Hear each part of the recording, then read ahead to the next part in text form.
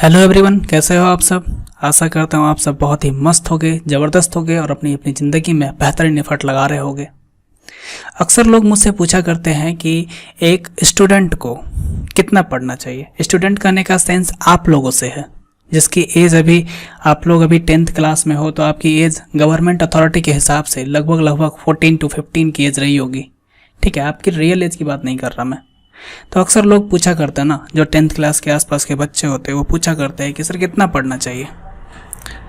तो मेरा जवाब क्या है ना कि अगर आप अपनी ज़िंदगी को चेंज करना चाहते हो, अपनी ज़िंदगी के बारे में सोचना चाहते हो, तो आप ये देखो कि आप अपनी ज़िंदगी को कहाँ देखते हो।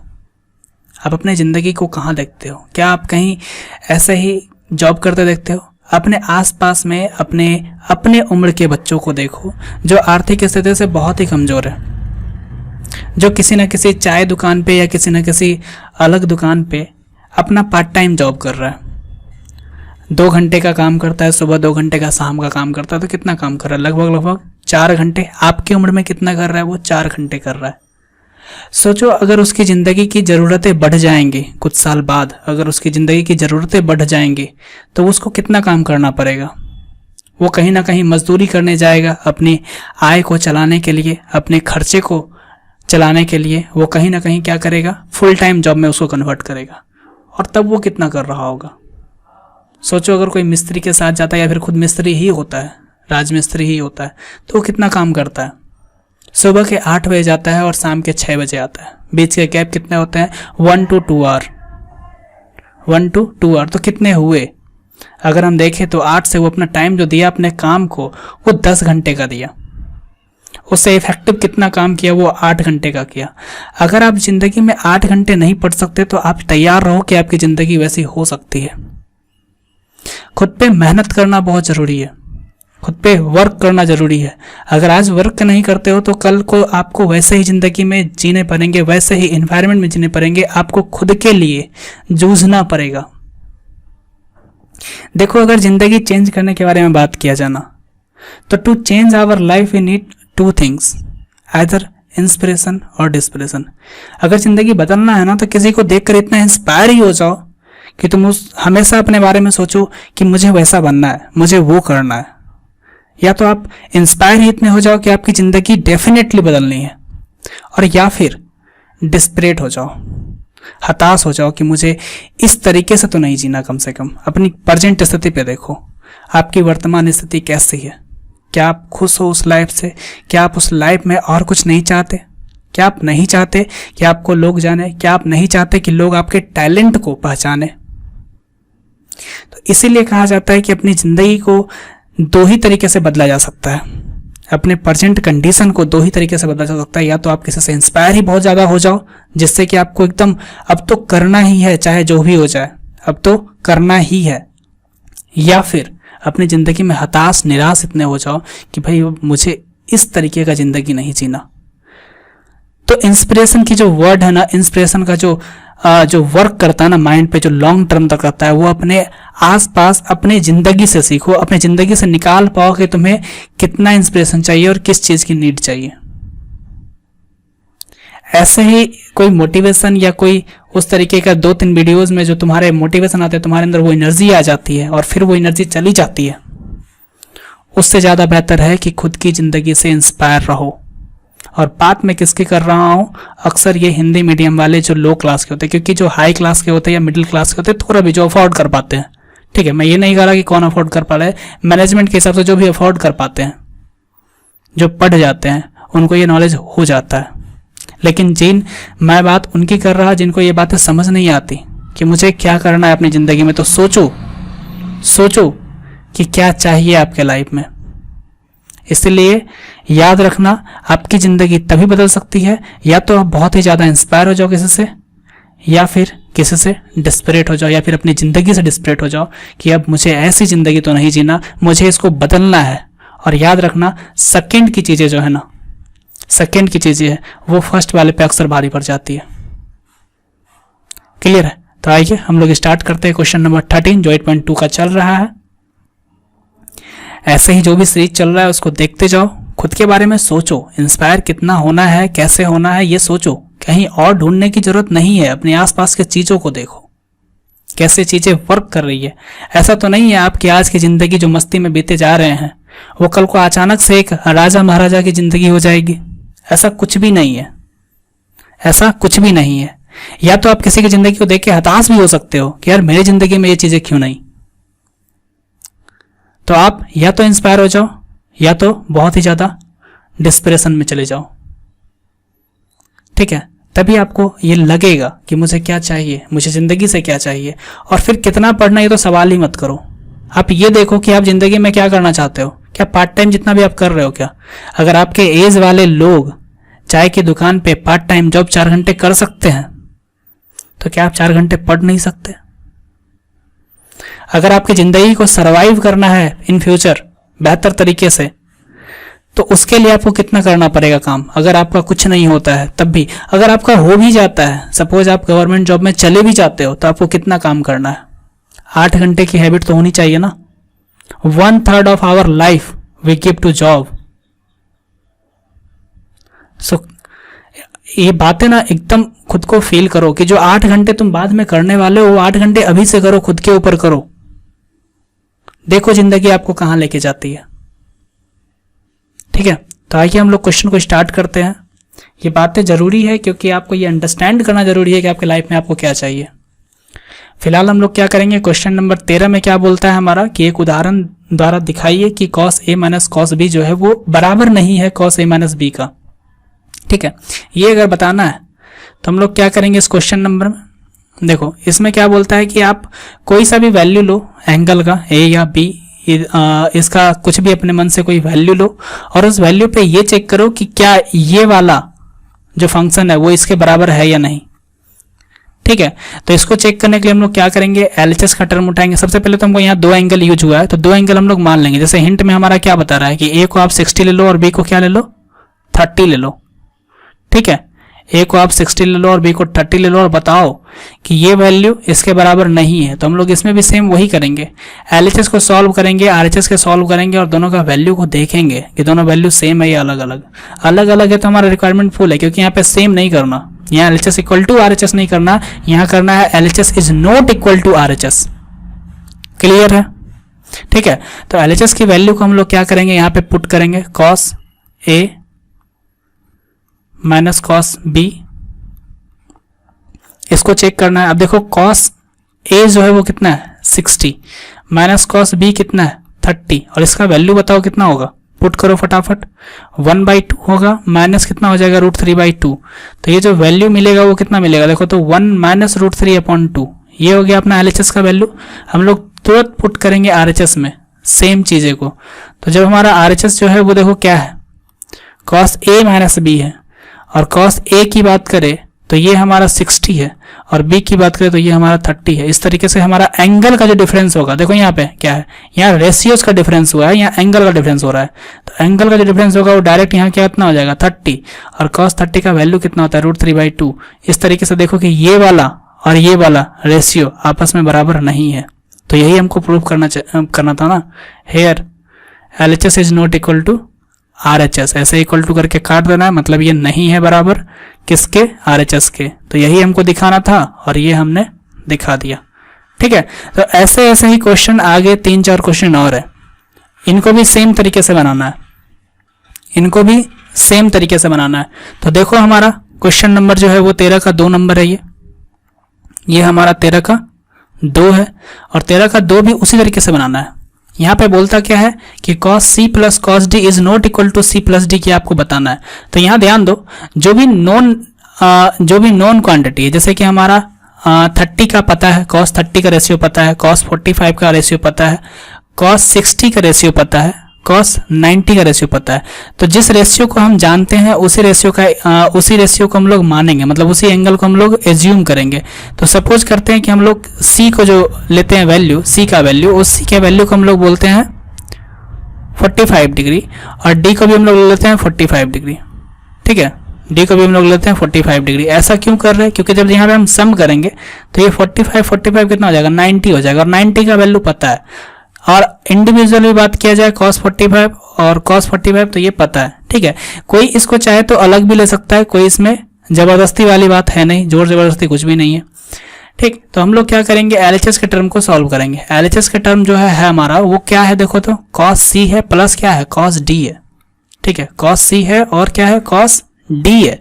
तो कॉस सी का अगर वैल्यू रखें हमारा तो कॉस कितना हो जाएगा 45, साथ ही ये कितना हो जाएगा कॉस 45। ये भी अगर इस दोनों का वैल्यू हम लोग पुट करते हैं तो ये वैल्यू हमारा कितना हो जाएगा 1/√2 प्लस क्या हो जाएगा 1/√2। और इस तरीके से अगर एलसीएम ले तो कितना आएगा √2 एलसीएम, यहाँ देखो 1 आएगा, यहाँ देखो 1 आएगा और मिल करके कितना हो जाएगा 2/√2। इस तरीके से जब उसको कैंसिल करेंगे, देखो इस 2 को हम लोग लिख सकते हैं √2 × √2।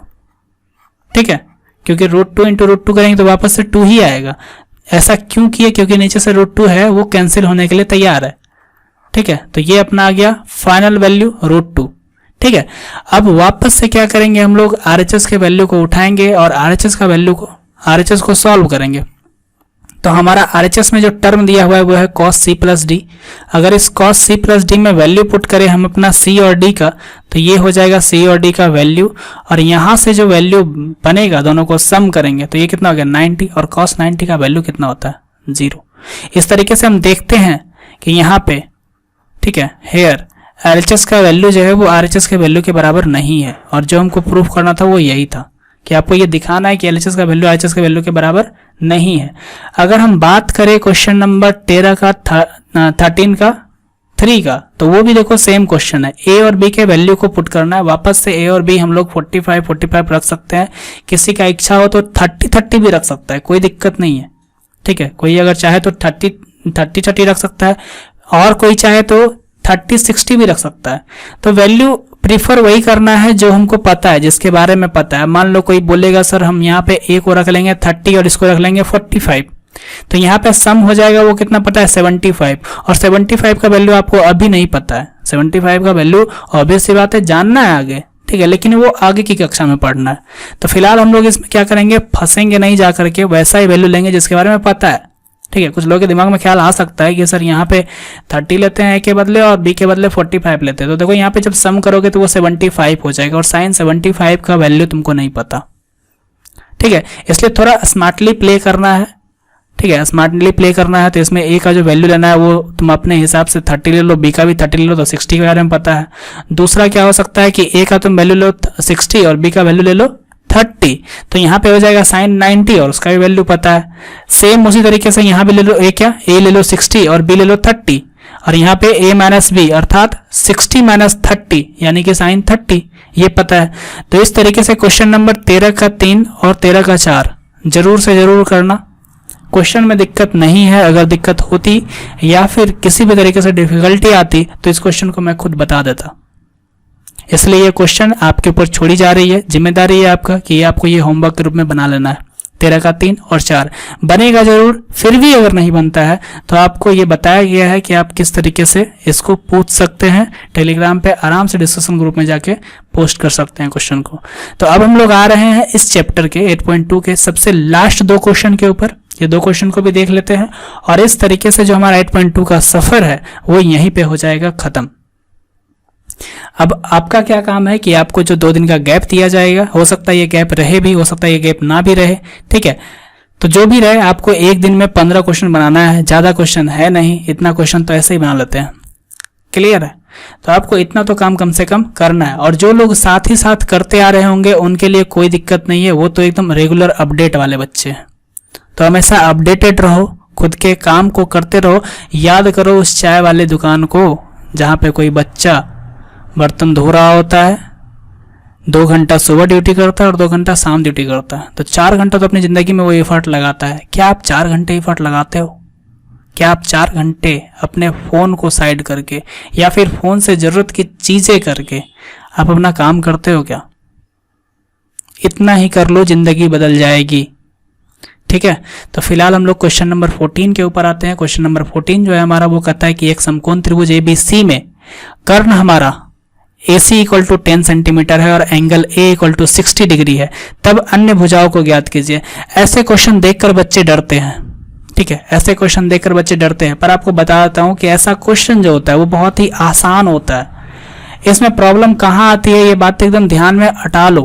ठीक है, ये माइंड में एकदम रख लो कि ऐसे क्वेश्चन में दिक्कत आती है बच्चों को फिगर बनाने में। अगर आप फिगर सही से बना देते हो तो आपको कोई दिक्कत नहीं है। और 8.1 से ये बताया जा रहा है कि आपको फिगर कैसे बनाना है ताकि आपका फिगर कभी गलती ना हो। एक बार में पेन स्टार्ट करना और फिगर बना देना है, एकदम सही सही बनाना है। तो क्या बोला है पहले, एक त्रिभुज है जो समकोण है, तो आपको समकोण त्रिभुज ड्रॉ करने आता है ना, आप आराम से एक समकोण त्रिभुज ड्रॉ कर सकते हो। ठीक है, ऑब्वियस सी बात है, ये समकोण त्रिभुज हमारा एकदम आराम से ड्रॉ हो जाएगा, कोई दिक्कत नहीं है। अब बोलता है कि उस समकोण त्रिभुज में जो कर्ण AC है हमारा वो 10 सेंटीमीटर। अब बताओ इसमें कर्ण है कौन, यही है ना। अब ये कर्ण है तो इसका नाम भी दिया हुआ है A और C। ठीक है, A to C, अगर AC बोला जाए तो A to C, मतलब A से लेकर C तक जो कर्ण है हमारा वो कितना है, 10 सेंटीमीटर है। तो इस कर्ण का नाम क्या है कि उसका एक छोर A होगा, दूसरा छोर हमारा क्या होगा, C होगा। एक छोर हमारा A होगा, दूसरा छोर हमारा C होगा। कोई बोलेगा सर हम A यहाँ C यहाँ, भाई 8.1 में डिस्कशन हो चुकी है ये सब बातें। ठीक है, आप इसको ऊपर लिखो चाहे उसको नीचे लिखो, इससे कोई फर्क पड़ता ही नहीं है, इससे कोई फर्क पड़ता ही नहीं है। तो A और C का वैल्यू कितना है, 10 सेंटीमीटर है। अब देखो त्रिभुज जो है उसका तो 3 नाम होता है, ABC जनरली। ठीक है, तो फिलहाल हमारा A और C आ चुका है, B गायब है, तो B को वापस यहाँ पुट कर दो। ठीक है, तो अब देखो क्या बन गया कि एक समकोण त्रिभुज बन गया जिसका नाम क्या हो गया, ABC। एक समकोण त्रिभुज का नाम क्या हो गया, ABC। और कर्ण हमारा मिल गया है 10 सेंटीमीटर। उसके बाद एक और इन्फॉर्मेशन देता है, दूसरा इन्फॉर्मेशन क्या है कि जो कोण A है हमारा वो है 60 डिग्री। तो जो हमारा एंगल है वो हमारा कितना है, 60 डिग्री। तो ये है देखो 60 डिग्री। अब ये क्या बोलता है, तब अन्य भुजाओं को ज्ञात कीजिए। अन्य भुजाएं कौन है भाई, बताओ अन्य भुजाएं कौन है।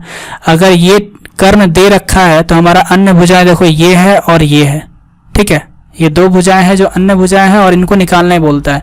क्या ये क्वेश्चन हार्ड है, आस्क करो खुद से, क्या ये क्वेश्चन हार्ड है।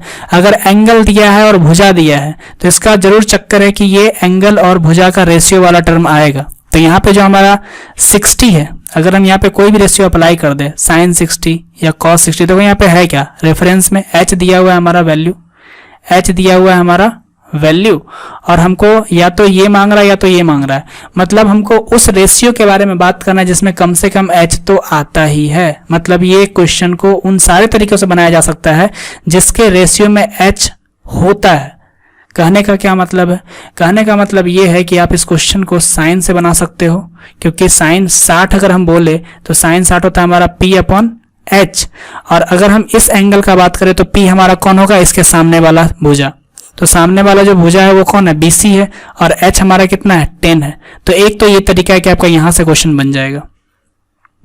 दूसरा तरीका है कि अगर यहाँ पे आप कॉस लगाते हो, पहले इसको हम कर देते हैं, √3 कितना हो गया 2, और ये हो गया BC अपॉन कितना हो गया 10।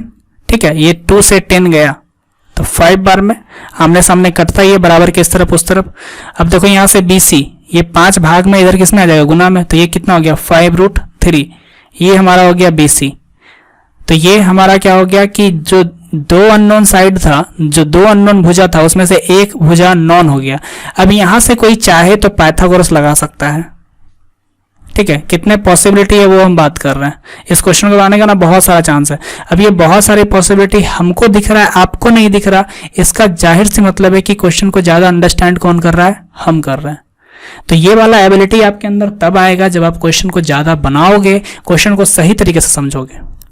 ठीक है, और ये टाइम के बाद आएगा, एक एक्सपीरियंस के बाद आएगा कि आप कितने तरीके से बना सकते हो। और कुछ लोग बहुत जल्दी पकड़ लेते हैं क्योंकि वो थोड़ा सा दिमाग के मामले में शातिर होते हैं और साथ ही साथ मेहनत भी करते हैं।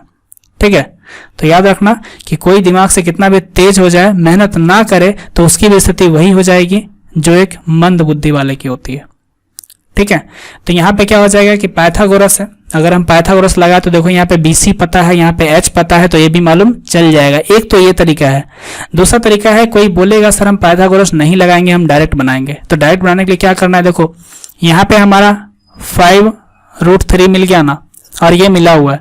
अगर हम यहीं पे, अब देखो 2 पता है, P पता है, H पता है। ठीक है, तुम अब कोई भी रेशियो लगाएगा तो वो तुमको क्वेश्चन बन ही जाएगा। अगर हम cos 60 लगाते हैं तो cos 60 में क्या होता है, B/H, और B फिलहाल इस एंगल के लिए कौन सा है, AB है, और H कौन सा है, देखो तो AC है। तो इस तरीके से जो AB है उसको तो निकालना है, और AC हमारा 10 सेंटीमीटर दिया हुआ है। अब cos 60 की बात करें तो cos 60 होता है 1/2 और ये हो जाएगा AB/10 के बराबर। इस तरीके से देखो ये 2 10 कट जाएगा 5 बार में, ये ए बी के नीचे भाग लगा रहा है 5, तो इधर किस में जाएगा, गुना में, अर्थात ये हो जाएगा 1 × 5 बराबर हो जाएगा ए बी। और इस तरीके से जो ए बी का वैल्यू आता है वो कितना आता है, देखो तो 5। बात समझ में आई। तो इस क्वेश्चन को बनाने के ढेरों तरीके हैं, कोई साइन से बना सकता है, कोई कॉस से बना सकता है, कोई चाहे तो इसको 10 से बना सकता है। अगर ये पता चल चुका है हमको तो हम इसको चाहे तो 10 60 लगा दें, ठीक है। 10 60 लगाएंगे, √3 आएगा और √3 कैंसिल हो जाएगा, 5 वैल्यू आ जाएगा, देखो क्लियर। तो अगर आप क्वेश्चन को अच्छे से समझते हो ना, अगर फिगर बना सकते हो ना, उसके बाद क्वेश्चन कैसे बनना है वो तो खुद ब खुद क्लिक कर जाएगा माइंड में। अगर ऐसा ही बात है तो क्वेश्चन नंबर जो 15 है उसको हम बताएंगे, ये बात सही है, लेकिन आप इस वीडियो को देखने के बाद, इस क्वेश्चन 14 को देखने के बाद आप वीडियो को स्टॉप करना और 15 नंबर खुद से ट्राई करना। ट्राई करने के बाद बनता है नहीं बनता है डजंट मैटर, ठीक है। आपसे वो बनता है कि नहीं बनता है कोई बात नहीं, लेकिन आपको वो ट्राई पहले करना है और फिर वीडियो को वापस से प्ले करना है, क्लियर है। और देखना है कि आपके बनाए गए तरीके और 15 नंबर में क्या है डिफरेंट, या फिर किस तरीके से बनाया जाता है। तो ये हम लोग क्या करते हैं, क्वेश्चन नंबर 15 के ऊपर जाते हैं। और जिन लोगों को ये बात बताया गया कि आप इसको ऐसे करें तो आप वो करें, उसको रोकें और उसको बनाएं, तब ये लेक्चर वापस से कंटिन्यू करें, वापस से इसको सुने, क्लियर है। फिलहाल हमारा क्वेश्चन नंबर 15 है। जो लोग बना चुके होंगे वो अपना मैच करवा सकते हैं, जिनसे नहीं बना वो भी देख सकते हैं। तो क्वेश्चन नंबर 15 जो है वो क्या बोलता है कि एक आयत है। सबसे पहले देखो ये क्या बोल रहा है, एक आयत है जिसमें BD रेशियो BC 2:√3 है। तो जो चीजें पहले बोली है उसको पकड़ लो। पहले तो ये बताया है कि एक आयत है, तो हमारा ये एक आयत बन गया, ठीक है, ये एक आयत बन गया। अब इस आयत में इसका नाम क्या है, देखो तो ABCD, ABCD। कुछ लोग क्या करते हैं पता है, कुछ लोग एक आयत तो बनाते हैं, उसका नेमिंग गलत कर देते हैं, पता है कैसे, और उसको पता भी नहीं होता, बोलता है ये तो आयत बनाए हुए हैं सर, ठीक है। लेकिन वो क्या करता है, नेमिंग कुछ इस तरीके से करता है, A B C और D, ठीक है, A B C और D, और फिर बोलता है कि हमारा ये आयत जो है इसका नाम है ABCD, ठीक है। तो आप गलत हो, अगर आप इसका नाम बता रहे हो ABCD तो ये गलत है, ये फिगर ही गलत है, ठीक है। तो चीजें समझना है कि क्या गलत है क्या सही है। अगर हम इसका नाम बताएं तो ये नाम हमारा या तो होगा ABDC, ठीक है, या तो ऐसे घूम जाओ आप, या तो फिर ऐसे घूम जाओ आप, ठीक है, ACDB, ये होगा नाम हमारा। इसका नाम कभी भी ABCD नहीं होगा। अगर आप ABCD, आप जो नाम बताते हो ना, वो नाम का मतलब ही होता है कि वो फिगर बन जाना चाहिए। अगर आप ABCD बोलते हो तो देखो ये फिगर कैसा बनेगा, इसके अकॉर्डिंग अगर चले तो AB गए हम, उसके बाद BC है तो BC गए हम, उसके बाद क्या गए, CD गए। क्या ये आयत है, क्या ये आयत है? तो अक्सर लोग ये गलती करते हैं और वापस से इस क्वेश्चन को नहीं बना पाते हैं। तो गलती उनकी एक आयत बनाने में है जो क्लास 5 में बच्चे सीख जाते हैं, ठीक है। तो अपने नॉलेज को एकदम क्लियर रखो, ठीक है। तो फिलहाल हम लोग क्या किए हैं, एक आयत को बना चुके हैं। एक आयत में जो हमारा दिया हुआ है वो क्या है, देखो तो BD/BC, तो ये हमारा है BD, ठीक है, जैसे ये बता रहा है उसको वैसे कर देना। ये हमारा क्या है, BD है, देखो तो BD/BC दिया हुआ है, ये BC है हमारा, ये BD है हमारा, देखो ये 2 हो गया, ये √3 हो गया, क्लियर। अब बोलता है कि एंगल, ये देखो एंगल का साइन है, यानी कि कौन BDC बताइए, तो B हो गया। यहाँ से देखो जैसे चलने बोल रहा है ना, आपको हम पहले ही बताया कि नाम जो है ना वो बताता है कि आपको किसके बारे में बता रहा है वो। तो एंगल BDC बताया, तो देखो एंगल BDC कौन सा है, ये B से स्टार्ट किए हम, D के पास गए, ठीक है, और देखो C के पास वापस आए। तो एंगल फॉर्मेशन कौन सा हुआ, एंगल फॉर्मेशन ये हुआ ना, ठीक है, यही हुआ ना। अब ये मत बोलना कि एंगल B के बारे में बात कर रहा है, ये जो BDC है वो एंगल D के बारे में बात कर रहा है। देखो इसके पकड़ने के 2 तरीके, या तो आपको प्रॉपर अंडरस्टैंडिंग होना चाहिए कि किस एंगल के बारे में बात कर रहा है, या फिर आप लॉजिक पकड़ सकते हो। जो बीच में होता है उसी एंगल का बात किया जाता है, हमेशा ध्यान रखना। तो यहाँ पे किस बीच में कौन सा है, D है ना, तो ये D का बात कर रहा है। आपको D के बारे में बताना है कि D कितना होगा।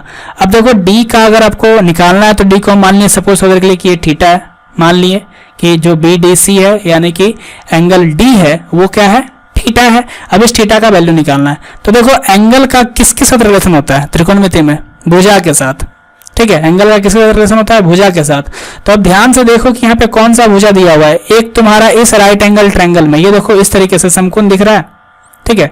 वैसे अगर नहीं भी दिख रहा तो ये पता होगा कि जब हम एक आयत के बीच से दो पार्ट में उसको बांटते हैं, ठीक है, इस तरीके से विकर्ण के तरीके से, तो हमारा दो समकोण में बढ़ता है। एक समकोण ये बन गया, एक समकोण ये बन गया। समकोण बना मतलब यहाँ पे 90 डिग्री होगा जरूर ही, तो यहाँ पे हम सारे त्रिकोणमितीय रेशियो को लगा सकते हैं, ठीक है। हमको यहाँ इजाजत है सारे त्रिकोणमितीय रेशियो को लगाने का, तो हम लोग यहाँ पे क्या करेंगे, त्रिकोणमितीय रेशियो लगाएंगे। और त्रिकोणमितीय रेशियो लगाएंगे तो किसको लगाएंगे, चुनेंगे किसको, क्या यहाँ साइन लगाना बेहतर होगा, कॉस लगाना बेहतर होगा? तो आप हमेशा ध्यान रखो कि आपको वो लगाना बेहतर होगा जिसका रेशियो यहाँ पे पता है। देखो अगर इस एंगल के सामने बात करें तो इस एंगल के सामने ये वाला भुजा है और सामने वाली भुजा कौन सी होती है, P, और ये हमारा कौन सा है, H। तो P और H पता है, मतलब आपको या तो साइन लगाना बेहतर होगा या तो आपको कॉसेक लगाना बेहतर होगा, ठीक है। तो फिलहाल हम लोग क्या लगाएंगे, साइन लगाएंगे 60, सॉरी साइन थीटा, एंगल को पता है नहीं, एंगल हमको निकालना है। तो साइन थीटा इक्वल टू क्या हो गया, P अपॉन